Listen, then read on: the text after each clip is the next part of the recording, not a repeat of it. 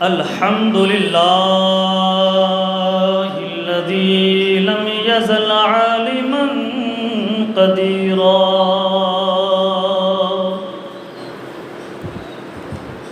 الصلاة والسلام عليك يا حبيب الله الصلاة والسلام عليك يا نبي الله وعلى آله وأصحابه كثيرا كثيرا أما بعد فأعوذ بالله السميع العليم من الشيطان الرجيم بسم الله الرحمن الرحيم قد جاءكم من الله نور وكتاب مبين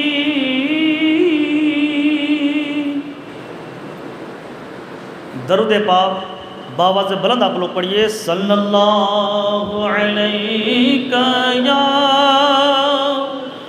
رسول اللہ وسلم علیہ یا حبیب اللہ جھوم کے پڑھیں صلی اللہ علیہ یا رسول اللہ وسلم علیہ یا حبیب اللہ آنکھوں کو بند کر کے تصور مدینہ میں پڑھیے نا صلی اللہ علیہ یا رسول اللہ وسلم علیہ یا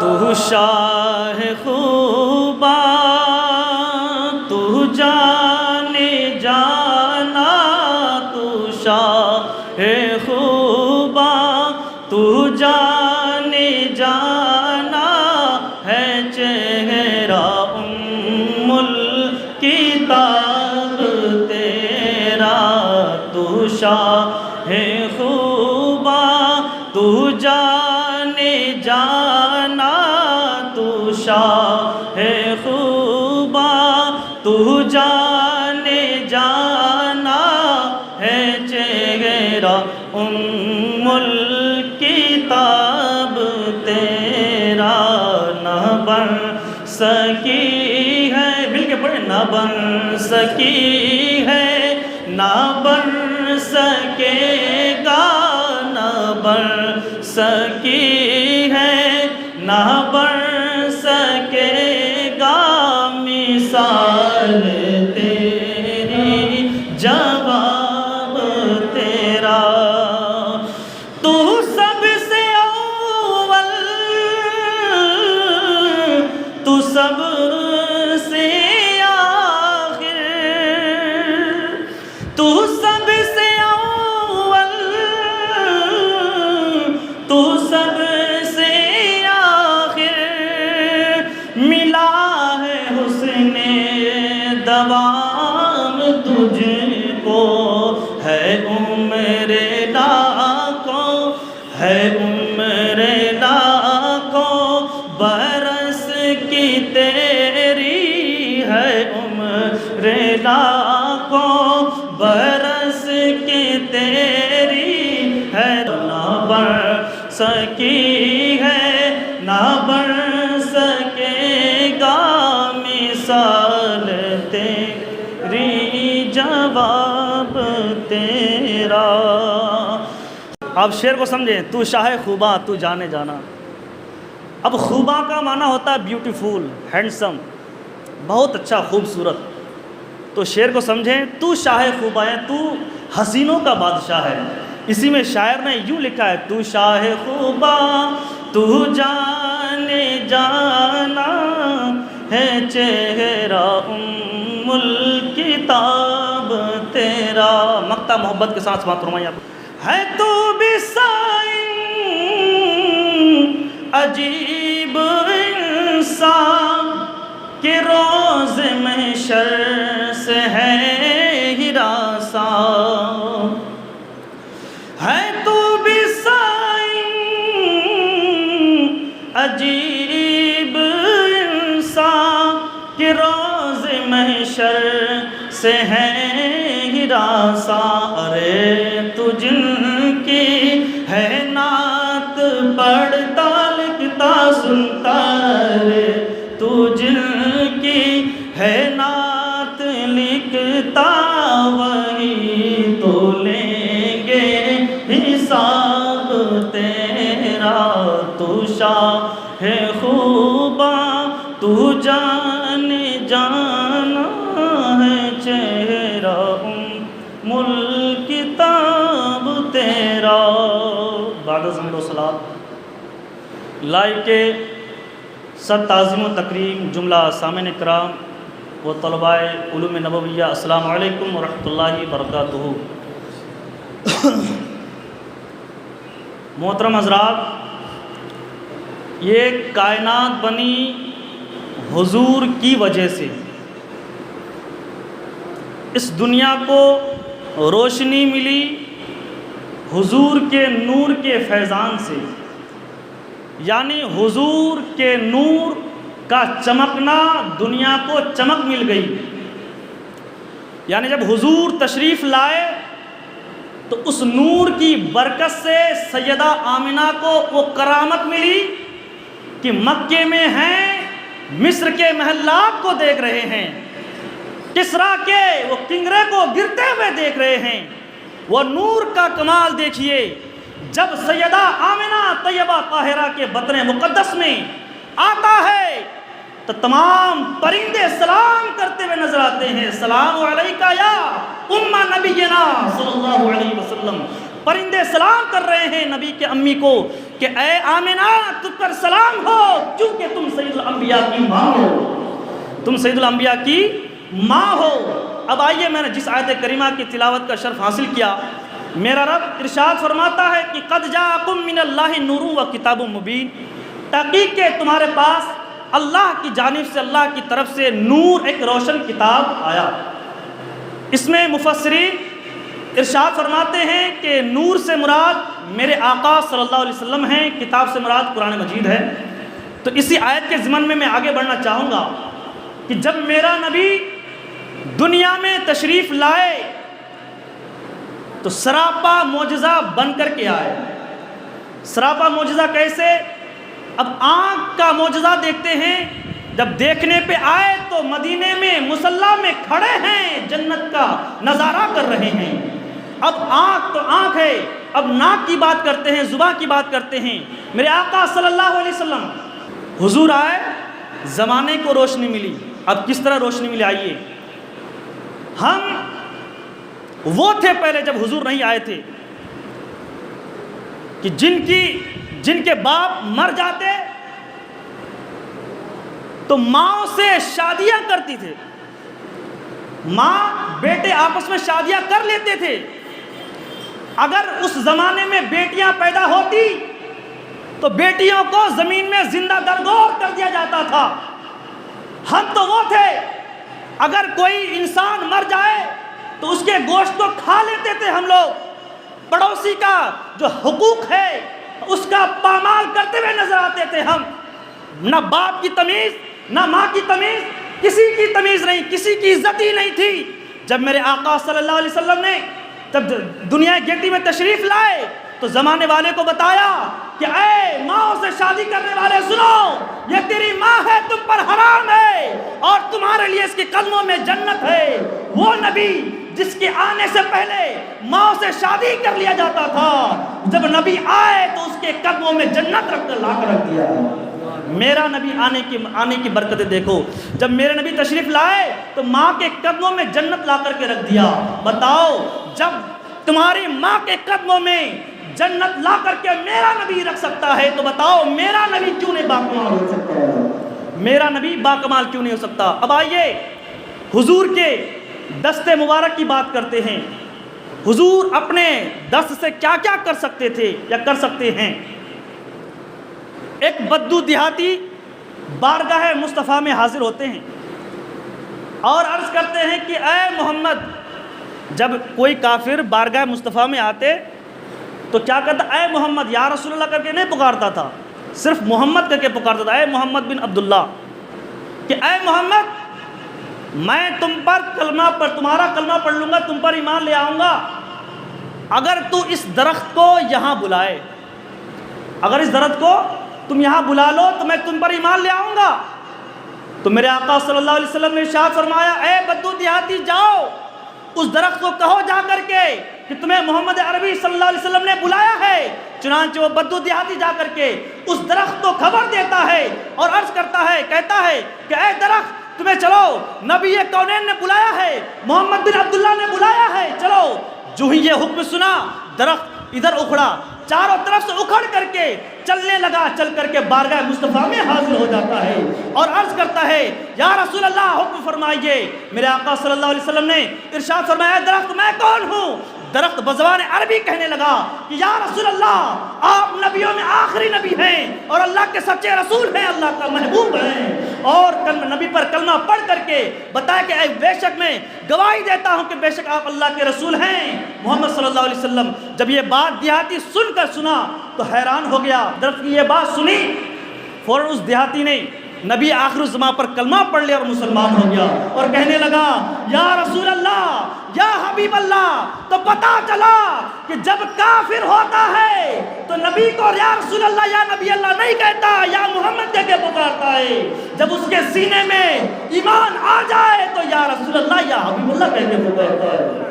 تو پتا چلا جو یا رسول اللہ اور یا نبی اللہ یا حبیب اللہ کہتے ہوئے چڑے, اعتراض کرے, تو بتا دینا یہ اعتراض مومن نہیں کرتے بلکہ کافر کیا کرتے ہیں. یہ اعتراض کافر کیا کرتے ہیں. جب یا رسول اللہ یا نبی اللہ کہتے ہوئے کوئی خوش ہو جائے تو سمجھ جانا یہ اپنا ہمارا ہے. اب آئیے حضور کے ایک دراز گوش جس کو اردو میں گدھا کہتے ہیں. کیا کہتے ہیں؟ گدھا. حضور کی سواری. اس کو مفسرین جو تاریخ لکھنے والے مورخین اس کو حضرت یعفور بھی کہتے ہیں.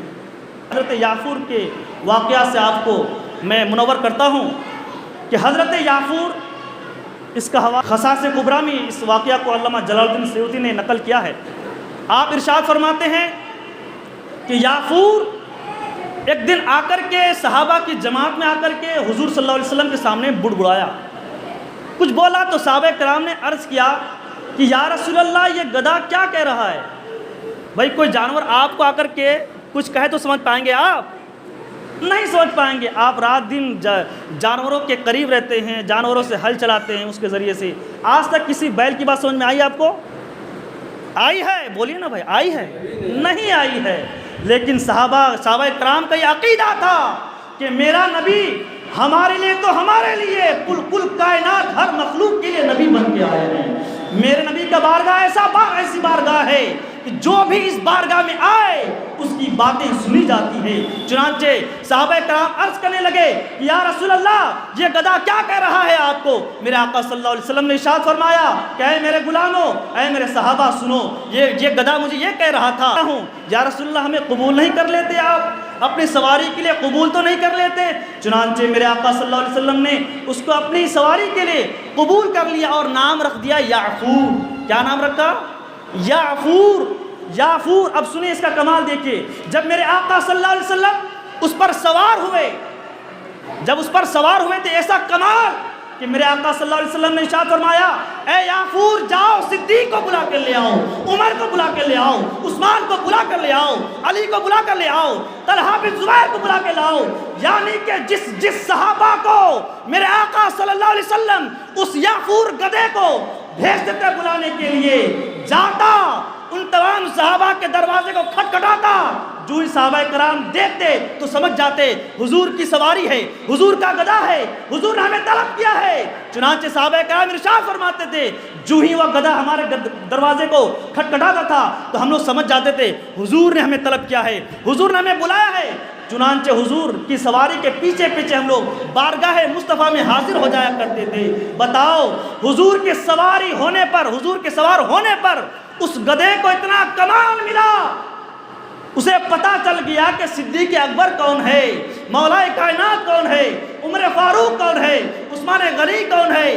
جب حضور کی محبت ان کے دل میں اتنی راسخ ہوئی، جب حضور کے وفات کا وقت آیا، حضور نے انتقال کیا، دنیا سے کوچ کیا، جب حضور کا انتقال ہوا تو اس گدھے نے حضور کے جدائی کو برداشت نہیں کیا اور ایک کنویں میں جا کر کے چھلانگ لگا دیا اور اپنے آپ کو ہلاک کر دیا، یعنی موت آ گئی اسے۔ تو میرے آقا صلی اللہ علیہ وسلم کے غلاموں سنو، جب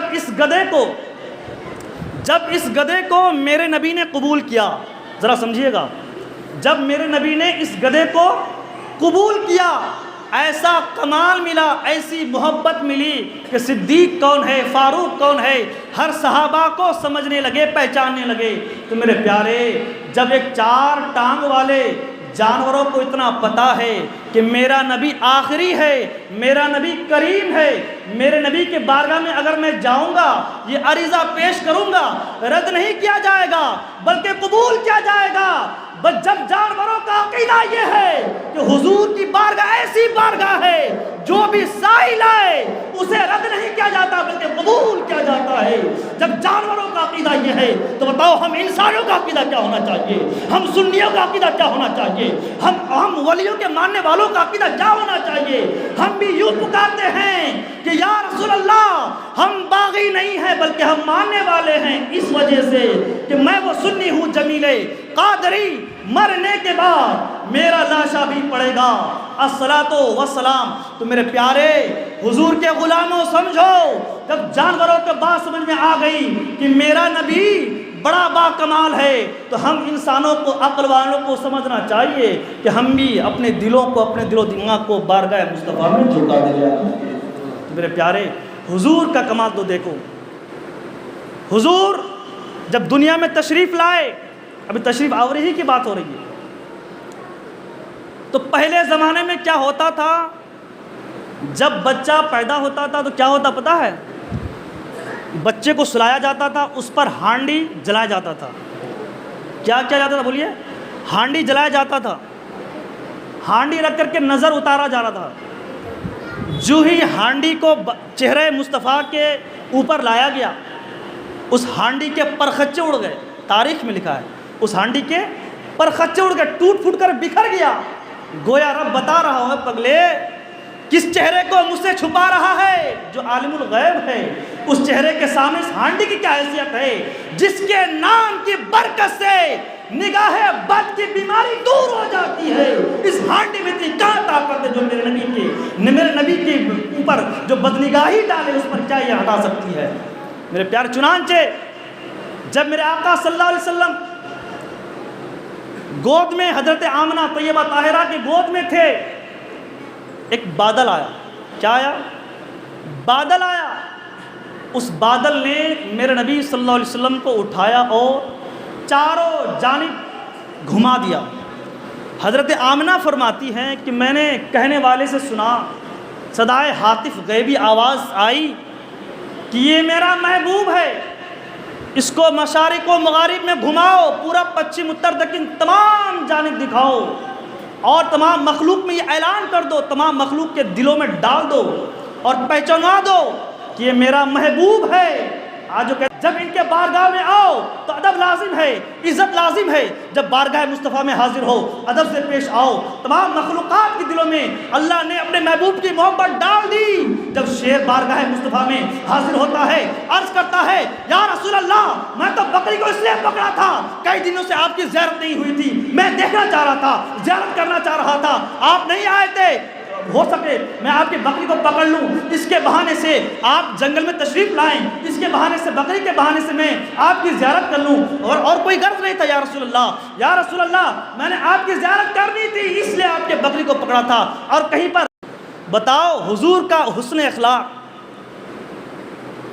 جانور آئے بارگاہ مصطفیٰ میں عرضی لگائے یا رسول اللہ میرا بچہ بھوکا ہے وہاں پہ، میں اسے دودھ پلانے کے لیے، صرف دودھ پلانے کے لیے جا رہی ہوں، واپس آ جاؤں گی۔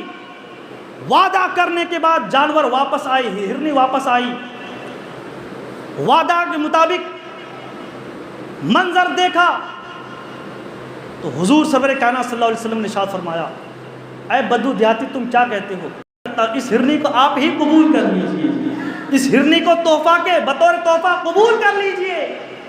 جب قبول کیا میرے نبی نے اس ہرنی کو آزاد کر دیا، جب آزاد کر دیے میرے نبی تو ہرنی بزبان عربی زبان کہنے لگی کہ الصلاۃ والسلام علیک یا رسول اللہ وسعدیک، اور دوسری بات یہ کہنے لگے لبیک یا رسول اللہ، کیا کہنے لگے لبیک یا رسول اللہ۔ اب بتاؤ جانور بزبان عربی حضور پر درود بھی پڑھ رہے ہیں اور حضور پر میں جان بھی نچھاور کر رہے ہیں، تو بتاؤ ارے تم یہ کہتے ہو حضور ہمارے مدرسے میں آ کر کے اردو سیکھنے آئے تھے ہندوستان، ارے تمہاری دماغ تمہارے عقل پر مہر لگ چکی ہے۔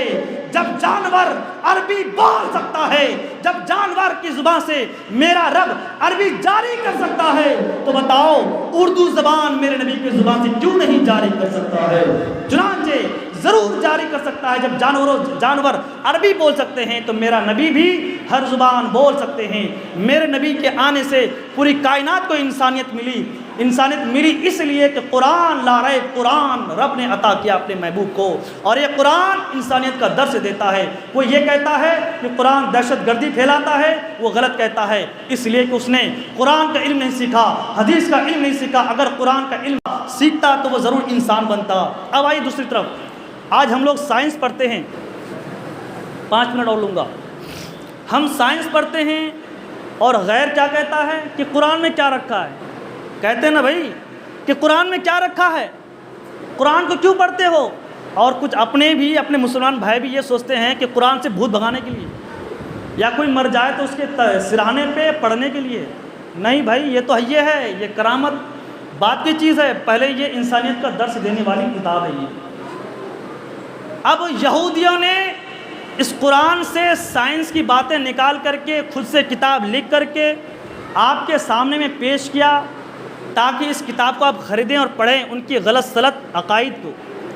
وہ کہتا ہے کہ انسان پہلے بندر تھا، کہتے کہ نہیں؟ انسان، سائنس کیا کہتی ہے کہ انسان پہلے بندر تھا۔ اب بتاؤ بندر الگ مخلوق ہے، انسان الگ مخلوق ہے۔ اگر بندر ہی ہوتا تو اللہ تعالیٰ کبھی نہیں کہتا، کبھی نہیں فرماتا کہ میں نے انسان کو بہت ہی خوبصورت پیدا فرمایا۔ کہ بندر کی صورت کے خوبصورت لگتا ہے آپ کو کسی بھی اینگل سے؟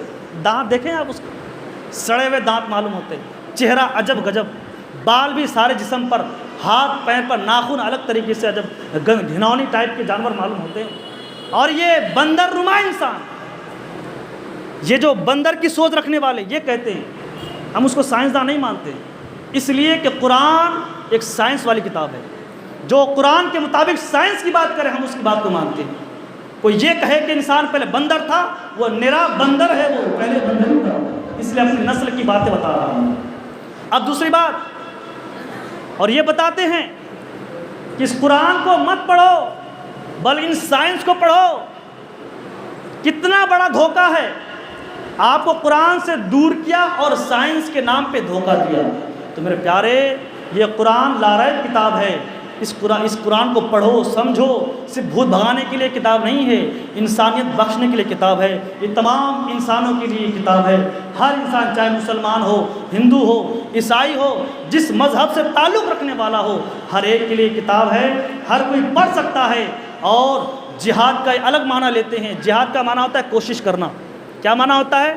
کوشش کرنا۔ اب کوئی بندہ غلط کرتا ہے، اب میں عام مثال میں سمجھانا چاہوں گا، یہ لاسٹ بات، کوئی بندہ غلط کرتا ہے، کسی غریب کو ستاتا ہے، غریب الوطن، کوئی آپ پنجاب سے ایک پنجابی کرسی بیچنے آ جائے یہاں پہ تو اس کو آپ ستائیں گے؟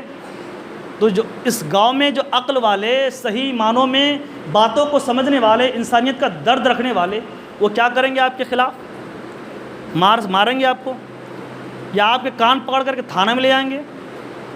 تو اسی کان پکڑ کر کے تھانے میں لے جانا، آپ کے خلاف بولنا، اسی کو کیا کہتے ہیں؟ جہاد۔ کیا کہتے ہیں؟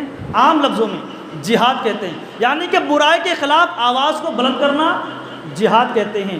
جب میرے آقا صلی اللہ علیہ وسلم اسلام کا پرچار کرنے لگے، اسلام تمام لوگوں کے درمیان پھیلانے لگے، طرح طرح کی پریشانیاں، کوئی الگ گالی دے رہا، ابو جہل الگ پریشان کر رہا ہے آ کر کے، کوئی کوڑا کرکٹ پھینک رہا ہے، کوئی حضور پر اس طرح پتھر برسا رہا ہے کہ حضور کے نعلین پاک یعنی جوتا مبارک کے اندر خون سے بھر جا رہا ہے۔ تو میرے آقا صلی اللہ علیہ وسلم نے ارشاد فرمایا کہ اے لوگو، اے کافرو، میں تمہارے ہی طرح انسان ہوں، اپنی طرح انسان تو سمجھو۔ ارے نبی نہیں مانتے ہو تو مت مانو، کم سے کم انسان تو سمجھو، مجھ پر اتنا ظلم کیوں ڈھا رہے ہو؟ جب ان کافروں نے ایسے حرکتوں سے باز نہیں آیا تو اللہ نے حکم دیا جہاد کرو اس سے۔ تو جہاد کا حکم جب آیا تو جنگ بدر پہنچایا، بڑے بڑے سرداروں کو قتل کروایا۔ کیا ہے یہ؟ ظلم کے خلاف آواز بلند کرنے کو جہاد کہتے ہیں۔ اس لیے میرے پیارے، حضور کے اقوال افعال کو سمجھو، پڑھو، جانو اور اپنے اندر ڈالنے کی کوشش کرو۔ وما علینا الا البلاغ۔ السلام علیکم۔